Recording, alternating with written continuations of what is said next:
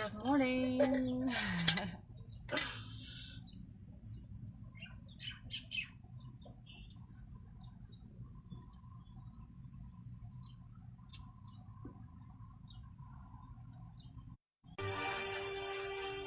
Hey everybody.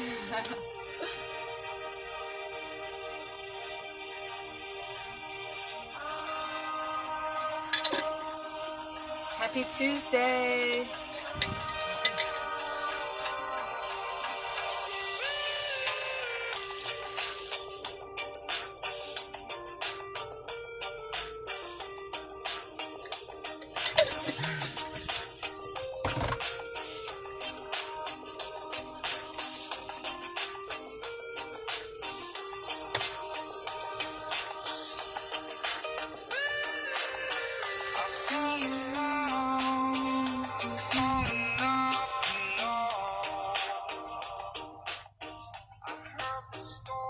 Happy Tuesday, everybody. I just left the hand specialist for my wrist here that I thought was a ganglion cyst, and the hand specialist says she doesn't think that that's what it is. So she's ordering an MRI so I can get it checked out, because it's been like 5 months of dealing with this. So moving forward, which is awesome. How's everybody doing today? Hey Jeff. Hey Allie. Kathleen.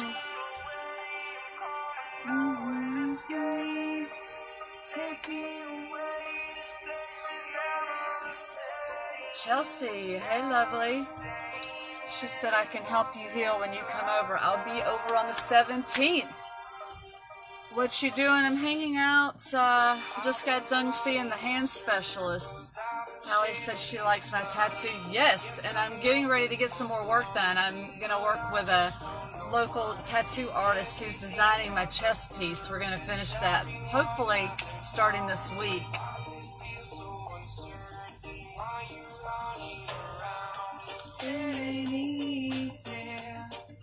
I'm good, Kathleen. Thanks for asking. It's a beautiful day today. Perfect place to be.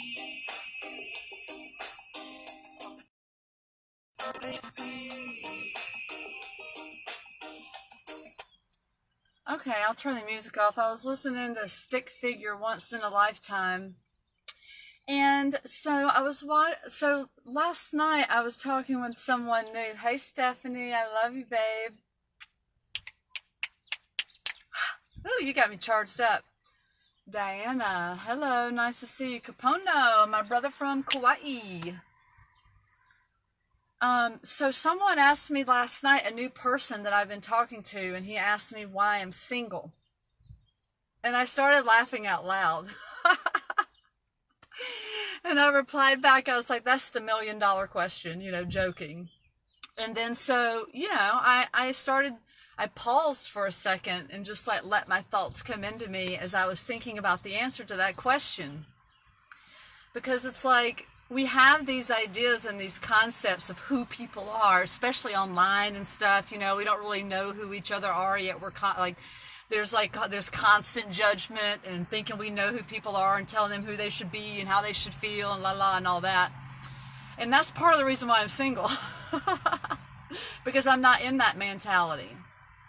It's like I share myself and who I am, and I'm very open and liberal with myself. And so when I'm open and liberal with myself, that means I'm open and liberal with other people.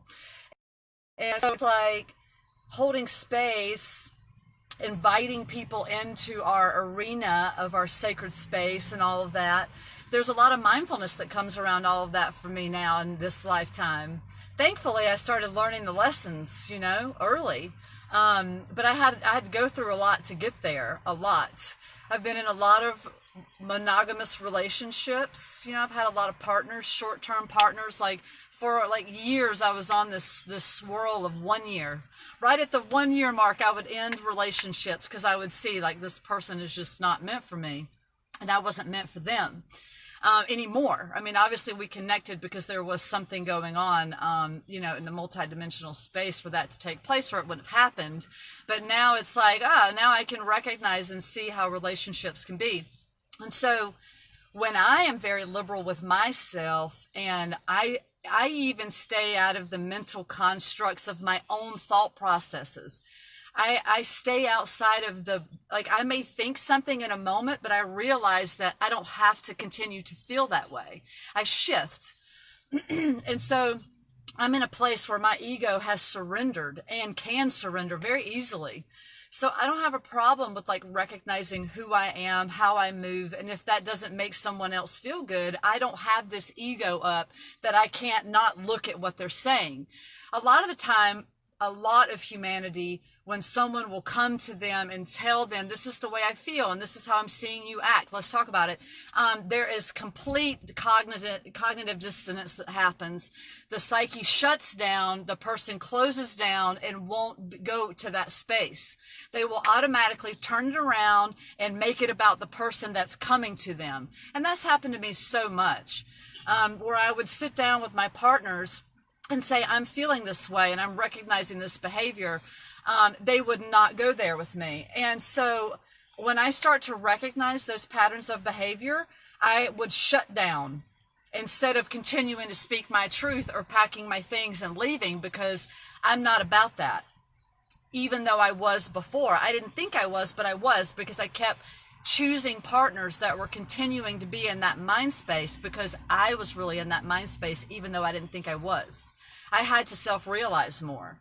And so now I'm in a place of self-realization to where it's like, if someone isn't open enough to see themselves, it's not for me to show them that unless they're open to receive that, which I'm cool with. I'm cool with holding space for people.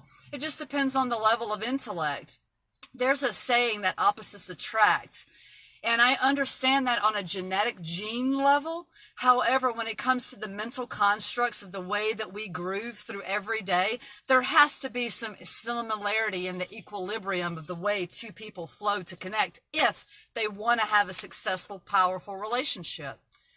There's too many stories. We have too many stories and so many modes of not realizing how we're moving in life. And then we wonder why we keep having dysfunctional relationships, So it's are you going to continue to keep blaming someone else and living blindly? Or are you going to look in the mirror and realize that it's you that's attracting these people, not them? Because before, I was in the mode of constantly telling my partners what I saw in their behavior. I saw them doing, versus it being whoa, but what am I doing? How am I contributing to this? So instead of me making it all about them, now I realize it's all about me and what I choose to have and involve myself in, because it's so many times we like to blame other people. We like to blame other people. Well, you're not giving me this and you're not doing this and you're talking to me this way. It's no, you're doing that to yourself. That's why you're allowing those people to do that to you. That changes the rhythm of the way that we engage with people. Because if you're constantly blaming other people for the dysfunctions that you're having in your life, you're not a sovereign being. That's you giving your power away to people, and you're not living up to who you really are. And most of us don't realize this is happening, even though it's happening. That's the not self that is running things versus the authentic self actually being there to guide. Because really, we know when we're in something, we know when we do things that is not good for us. We know. Just like we know as children, before we're even able to use words. You can watch children and they know the difference. So it's when we can recognize these modes and patterns of behavior, then we can really get down into ourselves. Because if you're constantly complaining about how life sucks and everyone is just shitty and you hate your job and you have a crappy car, whatever these stories are, these constructs, if you keep staying in those modes and you don't internally realize that you have a power to make that shift, then you're a victim.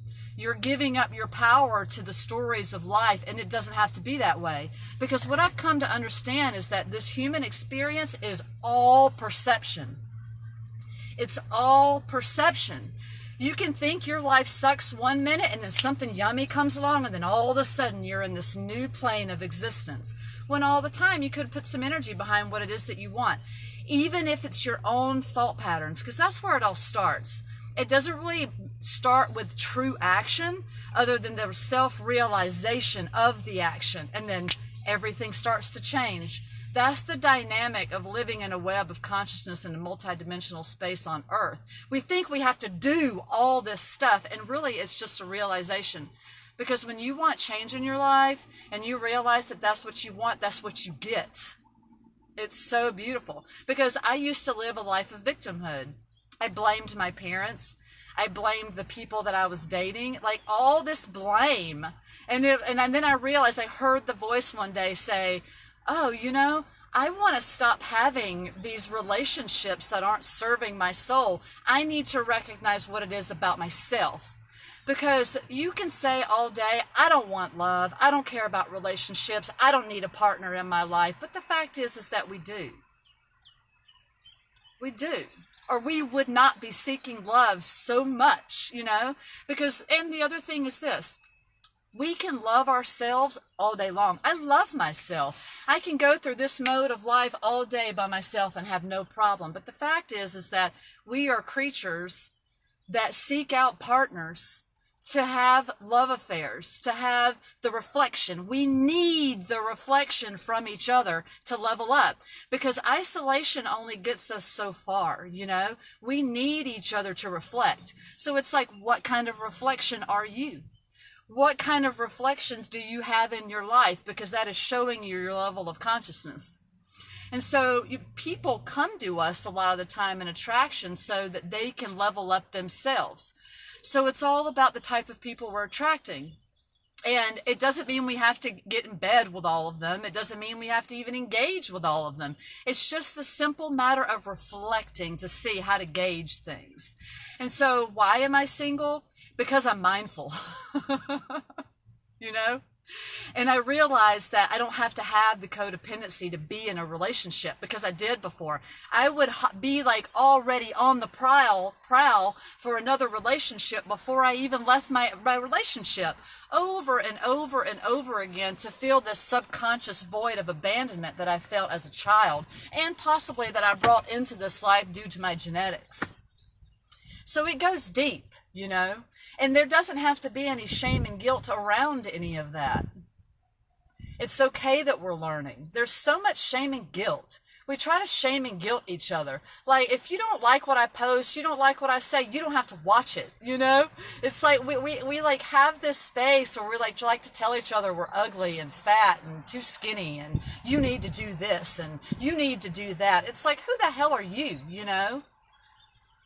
We don't have to like be that way with each other. We can be compassionate. And if you don't like what somebody does, then you don't have to engage with them. It doesn't have to be this like, oh my God, like such a heavy personal experience. We take on too much. It can be a lot lighter. We're scared of the reaction of other people. We're scared of words, you know? That's what I realized years ago, or I had the realization that I was scared of my own mind. And I was like, what? How am I scared of my own emotions? And I was, because I was fearful of the reactions of other people for me constantly speaking truth and then them not wanting to embrace it. And it was because I wasn't embracing my own truth, even though I thought I was. Interesting, being a human. The reflection of consciousness is just so way out there. It's like the Twilight Zone, man, you know? It's really a jungle. So it's like, choose how you swing through the jungle. You know, be the energy you want to attract. Like, we all want love, but it's like, are you loving yourself? Are you loving other people? You know, I love the meme that I saw that I posted not that long ago that said, if you want a blessing, be a blessing, right? Like, we have this mode of like, telling other people what to do, but we don't practice those things to ourselves. Like, why in the world would we be in a relationship with someone that didn't praise us? That doesn't mean you need to be praised, but why wouldn't you be with someone that wouldn't praise you and lift you up? I spent too long in relationships that were putting me down. And it was because it's what I learned as a child. That's what my mother did. She was in relationships with men that put her down. And that's what it taught me. Even though I knew it was all wrong, I started repeating that, because in life, we repeat things that are known to us until we realize that it doesn't have to be us. You know, we don't have to do those things. And so being single, or whatever that means, right? We have this whole thing that you got to get married and you got to buy the house and you got to have the kids and you got to have the job and all that. And it's like, no, we don't. We can do whatever we want to do. And that's the beauty. So it's like, I've gone through the fear of people, like someone not liking me because I'm really cosmic. And even though that's what I love about myself, I was shaming, guilting myself in some way to have acceptance. And it's because I wasn't fully accepting myself. And that's a process. Learning to accept ourselves is a process that doesn't like happen overnight. It does in some ways, but some things take more modes of transportation, which is, I call the thought transportation, because we go on a ride through the mind, you know. So it's like, what are you driving? How are you driving your mode of transportation? Like, what are you putting out? Do you have this idea of the type of person you must have or you can't be with them? You know, it's like we put ourselves in these boxes and other people. We want love, but generally we're not doing the things that we want, yet we're telling everybody that they should do that. It's really backwards. It's like this whole, like, that's where the confusion of the ley lines come in, because if you're not living your truth of what you want from someone else, how are you going to get that? Because the thing is that it'll show up for you, but you won't know how to be open to receive it. That's where the trap comes in. That's where it came in for me. I've had some amazing people in my life, but I had this idea of the way I wanted them to be with me, and so we ended up not being together anymore. And it's all for a reason, because I do have these different modes of how I want to feel love. I just had to be more open to receive love, because we're good at giving, right? I used to say, oh, I give so much of myself. I just give so much. I gave him all of this, and I didn't get anything in return. Well, whose fault is that?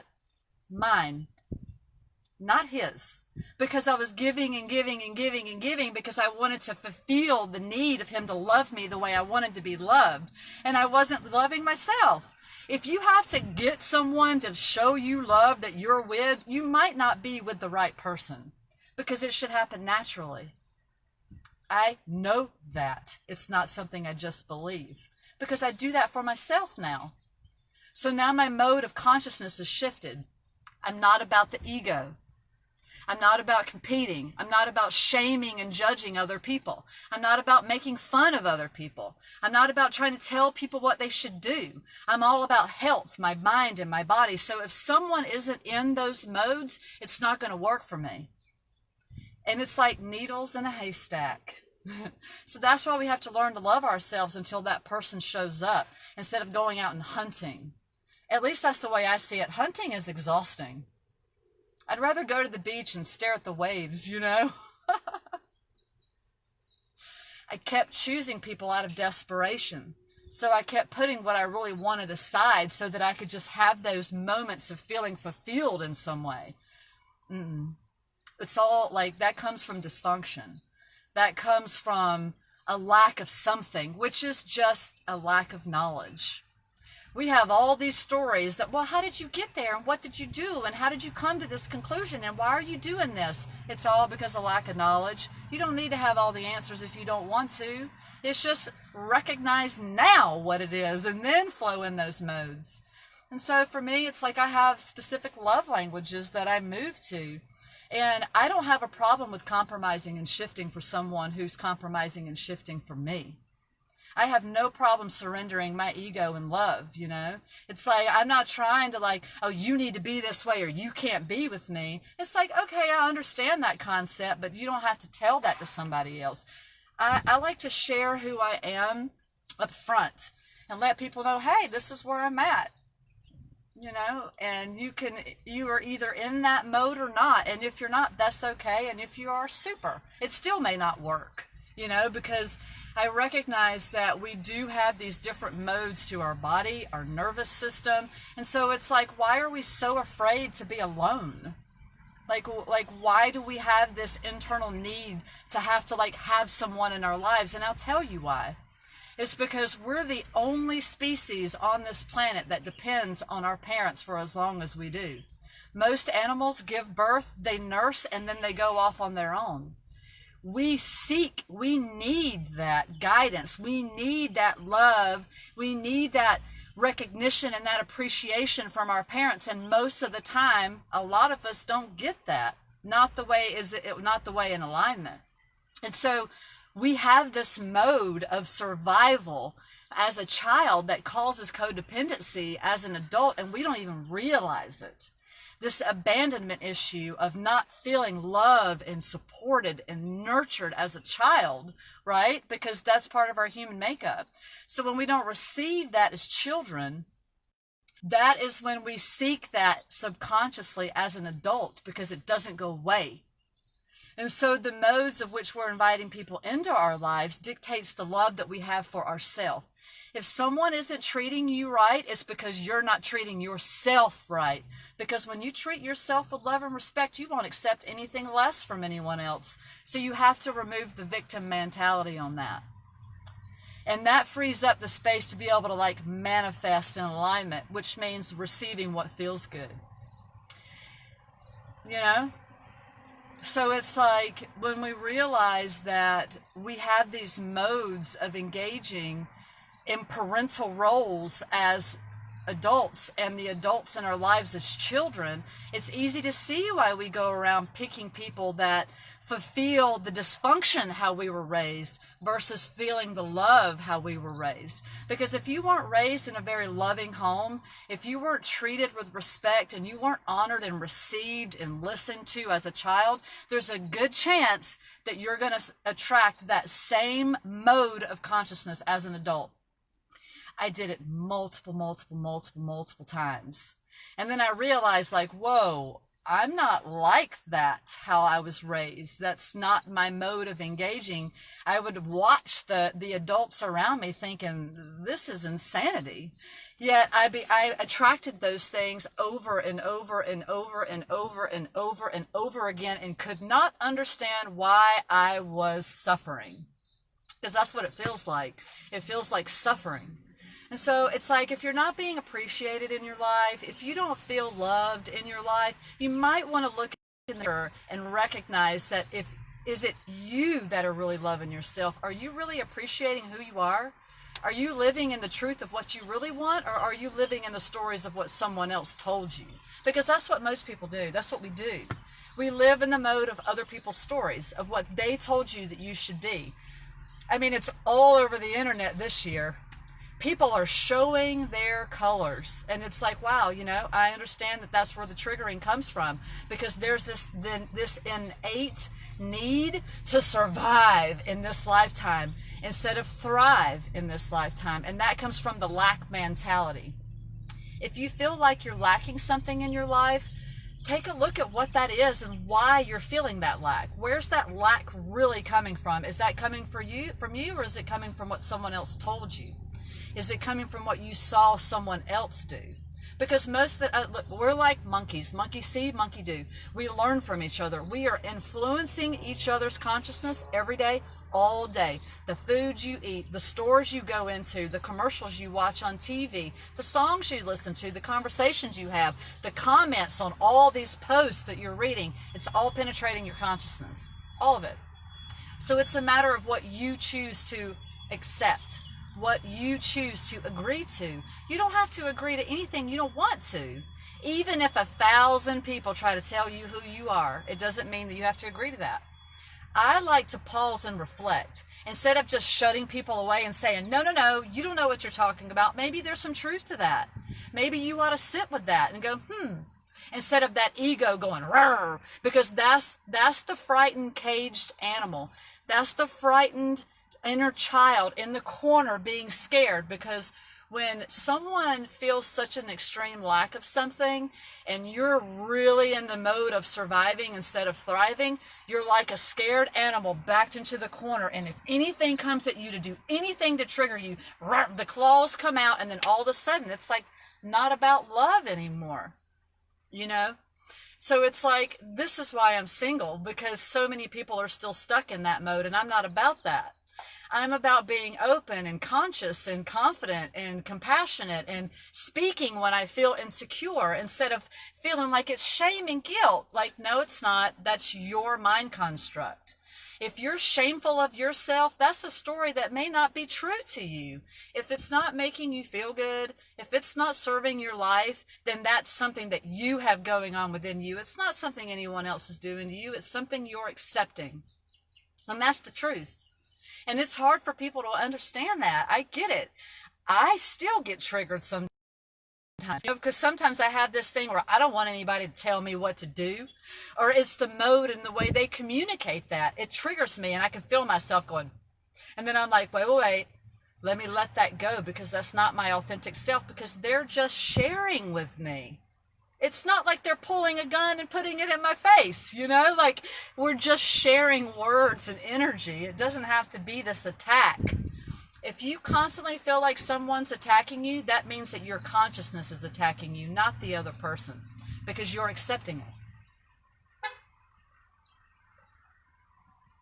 So, being in relationships with people, all of that plays a role, because when you get to a place of peace in yourself and you get to a place of compassion without the need to fight and argue and to prove something to that inner wounded child, like other people's consciousness that come into that mold is going to affect that vibration. You can be a very strong individual and really hold space with someone for a long time, but at some point it gets old and you can't handle that anymore, because then you start to become who they are. And that's when the arguing starts. That's when the name calling starts. That's when the fighting starts. And then you're not hearing each other. It happens. I can go from 0 to 60 in a second if it's something that I haven't dealt with in my consciousness, because that anger, that not self mentality never goes away. It's still always in there. So it's like, well, dating, what does dating look like in a conscious world, in the individual spectrum? I don't even know. Without expectation, that's where it comes from for me. I got on Tinder a couple months ago. I finally decided that I would I didn't decide. I finally felt the pull to engage in it, because it kept coming up for months for me. And I was like, no, not feeling it. So then one day I just sat down on the couch and had the phone in my hand, and I felt sign up for Tinder. And I was like, okay, that feels good. So I decided to do it. So I've met a few people, and we've gone on hikes and the beach and all of that. Super next level conscious communications, like not expecting anything other to make friends, because the fact is, it's like before, I would have sex right away, jump into a relationship, and then after like a few weeks or a month, it's like, ooh, nah. But then I stayed because I wasn't sovereign enough to leave something, because I had this codependent abandonment mentality that was causing me to push aside who I really am and what I really want, to be with somebody to fulfill this void in myself, which, it's like, what is all that? So it's like, if you don't have this expectation of the mold that you're putting yourself into and other people into, you have a lot more sovereignty. You feel free. You feel freer, because then you realize it's just like, let me get to know this person first, without, I gotta have this, I gotta be in love, I have to be in the relationship, and I'm gonna shift who I am so that they'll like me, but then a month later all of my traits start to come out, right? Because that's what happens a lot of the time. We hide who we are so that we can be super whatever that is, right? The image that we see, and then and the other person's probably doing it too. So then you start dating sex, and then all of a sudden all these traits start coming out, and you start going out to places and hanging out with friends, and then you start seeing how this person is around friends and how they're engaging and how they talk about people, but they weren't talking about those people like that when they were, in your bed having sex with you, because then it was all lovey-dovey, right? It takes time to get to know people. And at the same time, I think about the construct of that I put myself into that mode of thinking, and I'm like, but wait, can I have like super open conscious conversations with people and get to feel their energy out and still have sex with them and still be able to say, hey, this was fun, but this isn't for me, right? Like there's all these different modes of engaging. So it's like, as long as there's the self-realization and being able to be mindful and open and communicate about that, then it's cool, even if the other person can't accept it later on. Because the fact is that you're doing you. And you're speaking your truth. And there's almost 8 billion of us on this planet. Are you really putting all of your energy into into one person, and then if it doesn't work out, your world is suddenly over? Oh my God, I used to make myself sick with that. Sick with it. And it still comes up for me. It still triggers me because my mind wants the fairy tale, man, It wants this beautiful, long-lasting relationship that I can pour all of my energy into. Not when I say all of my energy, you know what I mean. It's like, I'll give you me. I don't want to play games and have to tiptoe around. Oh, like, let me just see, like, I want to dive deep, but I understand that not everybody's in that mode, or they're in the mode of wanting to dive deep, but they're not self-realizing, so they don't know what that is. And there's still this inner wounded child, and there's still this pain body that's experiencing so much of it in the DNA. That's why it's important to be open and speak honestly and communicate what it is you want, and not just with intimate partners. This goes with everybody. Like, some people are like, oh, I can't post certain things on my timeline because my friends and family are going to see. They're going to see what? That you're a conscious, loving being? Like, we're scared of other people, and we don't have to be. And it's because of the backlash that we get back from other people. So it's like, when you realize, let me let this wasp out. When you realize that it's okay for other people to feel how they want to feel, you don't have to have this like emotional fear about it. Because what I realize is that when I communicate and come at people out of passion, if they can get mad at me all they want, but at the end of the day, they know the truth in their subconscious. Because I'm not coming at them in a nasty way. I'm not being ugly. I'm not projecting all of my ego onto them. It's like, hey, you can feel however you want. I honor that space for you. It just doesn't mean that we need to be in an intimate relationship. Or it just means that we don't need to be business partners. Or it means that we don't need to be friends. Or maybe we should take a break and see, like, how we feel separate from one another. Because we spend so much, we get together and then it's just like all the time, that we don't have a mode to process how we really feel. It's so about them. It's so about the other person, where it's like, well, how are you serving you? Are you serving yourself in this life? Because and this is the other thing too about self-service, is that humans, we're so programmed by the word selfish. If you break down that word, it's self and ish. That means it's about the self. Yet for some reason, that word means that like we're being like wrong in some way by actually nurturing ourselves. And usually that word selfish comes from people who aren't in alignment with who they are. So they're penetrating their own pain on you. And that's okay. It doesn't have we get mad at the other person and think they're evil and wrong and we're shaming them for who they are. It's like, don't shame anybody else. Let them be who they are and just be you. Just be you. You don't have to be mad. We don't have to carry it on, because that's the inner wounded child that gets like so butthurt about everything. It's this subconscious program victim mentality. Because when you're a victim, you give your power away. And it's the truth. It may not be your truth, but it's my truth. And that's what matters to me, right? So it's like, I want to know what someone else's truth if I'm in a relationship with them. It's like, I posted a meme the other day that I loved it. It was like, if you're in a relationship with me, I don't want to be your number one priority. I want you to be your number one priority. Because then it's different. Because then you have two sovereign beings that can come together mindfully and be compassionate.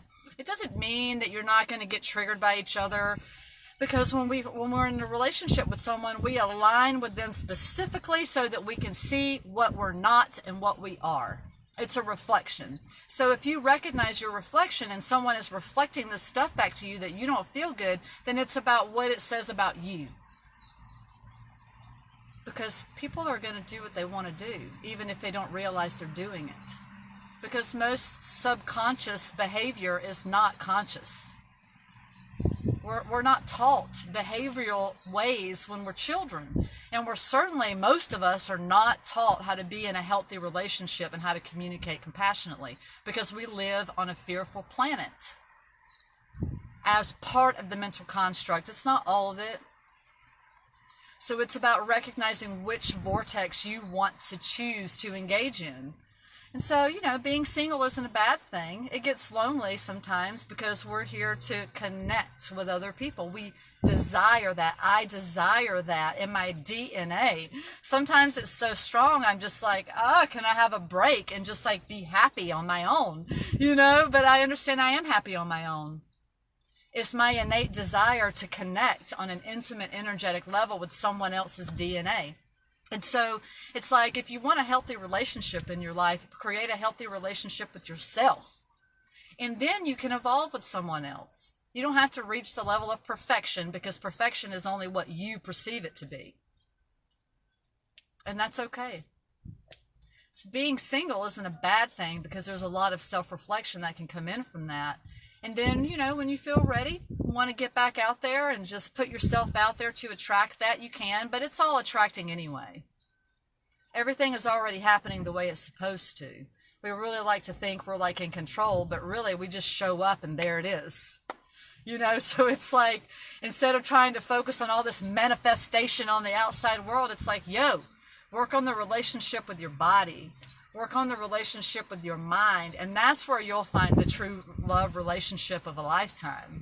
And then everything else is an added bonus, and there's less suffering in your mind.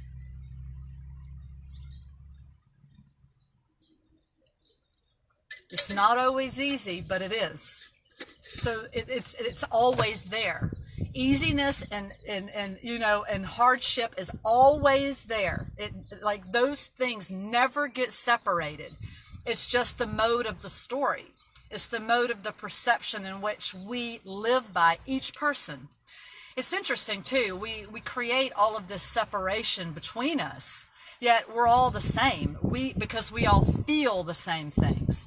Our stories, the perceptions, is what keeps us separated. So it's like when we recognize that it doesn't matter what skin color you're in, it doesn't matter where you live. It doesn't matter what car you drive, what amount of money you make, what country you live. None of that matters, because it's a mode of that we all feel the same way. Yes, epigenetics plays a huge role in that, because it's the manipulation of the environment of the DNA. So there are things that do influence that, yet at the end of the day, we all still feel the same things. A lot of us have had a lot of the same experiences. We've experienced what poverty feels like. We've experienced what racism feels like. It doesn't matter what your skin color is. I can give you a bunch of stories of what I've experienced. So there's all these different modes of engaging, yet we have these mental constructs that each person fits into those molds. And it's like, no, you can't fit me into your mold because you don't know me. And it's my sovereign right not to fit into yours. You see what I mean? So when you're sovereign, when you're strong in your spine and your backbone, you're not a victim anymore. Even though sometimes life can feel that way, you understand that it's a mental construct. And that makes it easier. So most of the time. And it does make it more difficult at times, because now you're engaging in a world where the majority of people aren't in that mode of consciousness. And that can make it tough. So that's why when we share love with each other, we have a chance of penetrating into that consciousness to shift it, versus continuing to play into those roles of dysfunction that we do with ourselves and other people over and over and over and over again. It's like, where does racism come from? Is that taught from parents? Are the adults passing that down and penetrating those things into the consciousness of the children? Because we influence each other. If we teach children to be compassionate, no matter what the world delivers, that changes things. And then they don't have to grow up with a victim mentality that they're suffering before they're even old enough to make their own choices. That's what happens. Our parents tell us how we should think, smell, eat, taste, feel, all of that stuff. And it's like, no, they're here to guide. We should be here to guide each other, but not to tell each other what to do, because we have our own intuition. We have a sense of knowing, even children. Like, if you just sit back and watch children instead of constantly trying to penetrate into their consciousness, you can see that they know a lot more than we realize. And humans are no different. We just have more programming in there because we have more experience, which is just more story.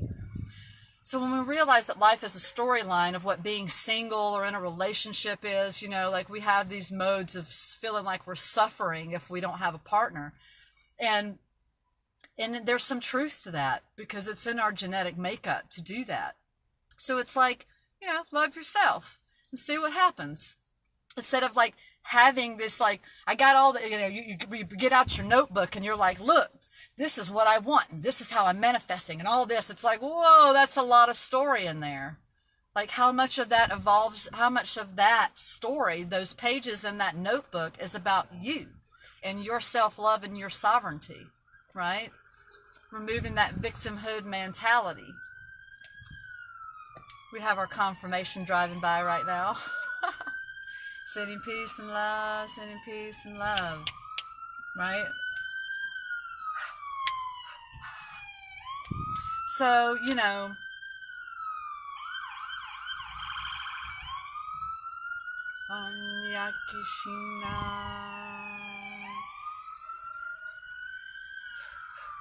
sometimes I channel when ambulances go by, and I know I'm doing some kind of like energy work to that. It's so beautiful. Because that's where compassion is, right? It's like I used to live a life of being really angry and trashing my body and my mind and being in these relationships that weren't really reflecting the love that I wanted for myself. And so now that I love myself and I'm not living these stories of the victimhood, I'm able to go through life a little bit easier. A lot easier. Not a little bit, a lot. And I look healthier, I feel healthier, so there's a level of conscious penetration that happens with our thought processes to the DNA. If you study epigenetics, you can learn about this. You can learn how you can upgrade your DNA by altering the environment of the DNA. It's a real thing. So happiness and love and all those things that like trigger people in bitterness, well, that's your DNA. That's the vibration in which you're sharing with your body, which is listening to your consciousness, which houses your consciousness. It's giving you the experience you're having now. So it's like, why would I be in a relationship with someone that isn't mindful about their body when I'm mindful about my body? Because I go through that sometimes. I'm like, ooh, am I putting other people in this construct because I don't really eat meat? I eat really plant-based. I take a lot of colloidals and powders and just all these yummy things that I enjoy in my life. That doesn't mean someone else has to do that, but wouldn't it be great if someone did? Because then, that it's more of a match. So it's like there are modes of checking those things out. If someone isn't dialed into how they're nurturing their body, I feel like I don't want to be in a relationship with them.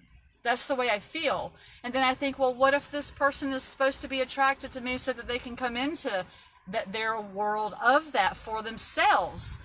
So it's like I stay outside of the construct as much as I can.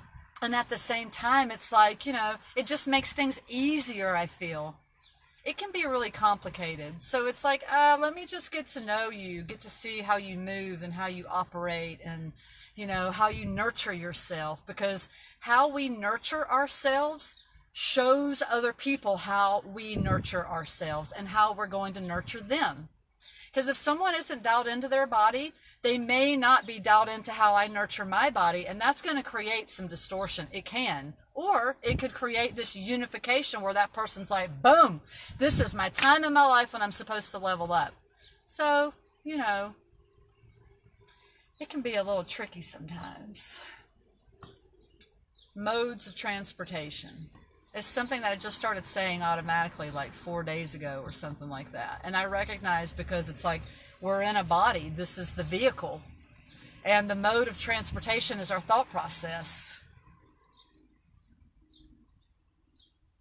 It's okay to surrender what doesn't feel good to you, even if your ego's been fighting this battle your whole life. Like when it comes to racism, it's like, like you can love your own tribe of people or whatever, but like if you really want unity in your life, isn't it easier just to be like, I don't have to subscribe to that story anymore, and we can come together and actually like live in a happy life? But a lot of people don't want to hear that because the story's thick. And I understand that. So that doesn't mean I have to give them all of my attention just because they're trying to tell me who I am. It's like, no, I love you, but no. And we can do that with people in our lives, and that's okay. And it doesn't mean you're living in ego, or you're being selfish, or you're a bitch, or you're crazy. I've been called that so many times because, like, I was speaking my truth, and I started to believe it. No. No. Mm-mm. The opinions of others are just rampant and all over the place.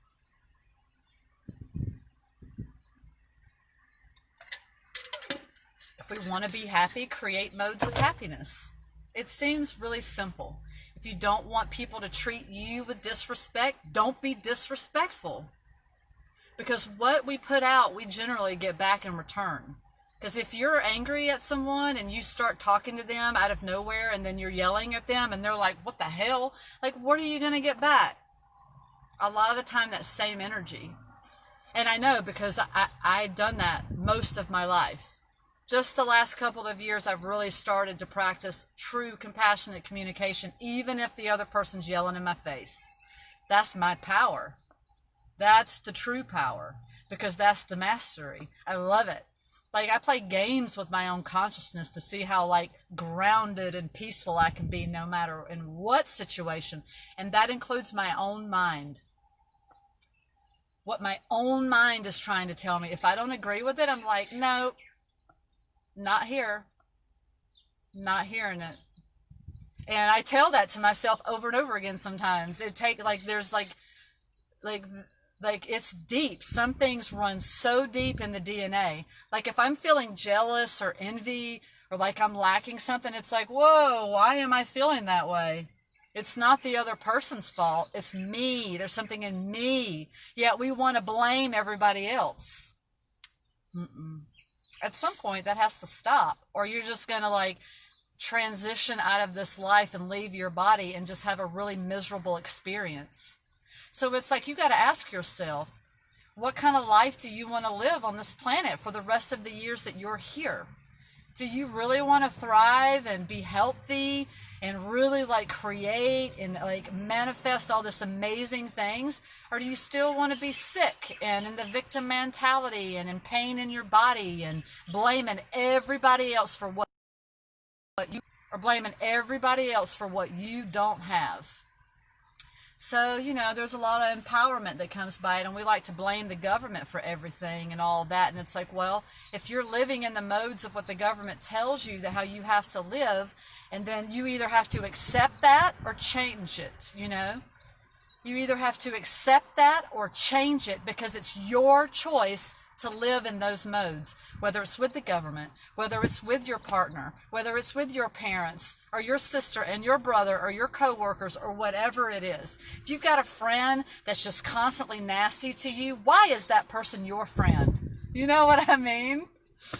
Like I said earlier, there's like 8 billion of us on this planet. You can find some more friends. You'll find a partner that loves you the way that you love yourself. So don't give up. Surrender when you need to. It's okay.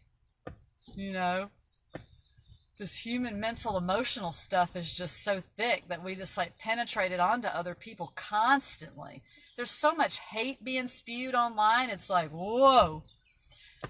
But it all has a purpose or it wouldn't be happening. So it's like, how can we even hate the hate? I find peace in everything. I find the silver lining in everything because it creates a better experience for me, not because it creates a better experience for anyone else, although that is the byproduct of that. So, it's like level up, like find the empowerment in yourself and share that empowerment with other people because it inspires them too. We can we can inspire each other in hate, or we can inspire each other in love and being mindful. This feels a lot better to translate this way, right? Versus like getting on and like yelling at people and telling everybody what they're doing wrong and how they're not right and all of this. That's all perception too.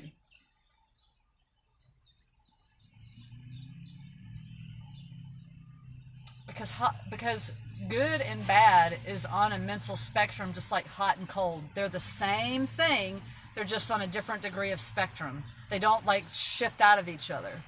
Well, it's the same thing with good and bad. Like what you think is good may be bad to somebody else, and what you think is bad may be good to somebody else. Or maybe someone's just really neutral and they don't think it's good or bad. None of that's wrong except what you think is right or wrong. So it's like, how can you go around penetrating what you think is right or wrong onto other people? I mean, you can if you want to, just be prepared for what you get back.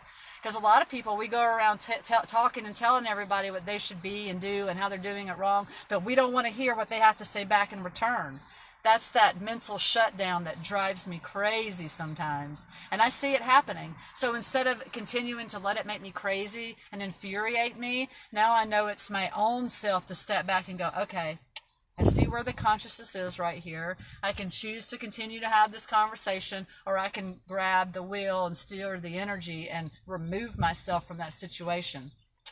Because when someone's angry and they're yelling and they're in cognitive dissonance and they're not open to receive you, that can cause a lot of distortion. And it doesn't have to be this egoic thing. If somebody doesn't receive you, that's them. It's not you. Or maybe it is. Who knows? So it's a matter of yourself and your situation and how you self-realize. There's lots of different modes to get to the same place, and those modes are the stories. Because it's all perception. Love you, everybody. Have a great day. Share the video if you feel the pull. Let's like spread this consciousness and like learn to love ourselves.